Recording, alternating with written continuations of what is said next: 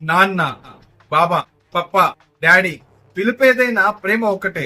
నాన్న ఎప్పుడూ తన ప్రేమను మనకు చూపించడు, ఎందుకో తెలియదు. బహుశా తన ప్రేమ చూపించేంత చిన్నది కాదేమో.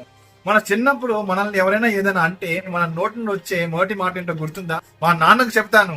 అలా మొదలైన ఆ నాన్న అనే ధైర్యం మన ప్రతి అడుగులోనూ, ప్రతి కదలికలోనూ మనకే తెలియకుండా నాన్న మనతోనే ఉంటాడు. కానీ ఎప్పుడు మనం గుర్తించం. మనం ఏమైనా చేయొచ్చు, ఏదైనా అడగొచ్చు, నాన్న చూసుకుంటాలే అనే ధైర్యం ప్రతి ఒక్కళ్ళు ఉంటుంది అంటే అది మనకే తెలియకుండా నాన్న మనకిచ్చిన ఆయుధం. అలాంటి నాన్నను మనం ఎప్పుడు గుర్తు చేసుకున్నాం తెలుసా?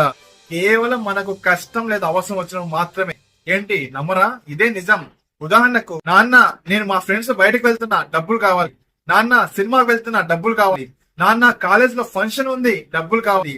ఇలా చెప్పుకుంటూ పోతే మాటలే సరిపోవు.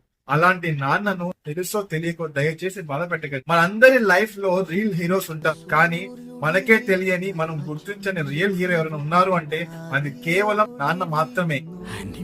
బాధపడద్దు నాన్న, తిరిగి లేచి పరిగెట్టు. నాన్న నేనున్నాను, చూసుకుందాం.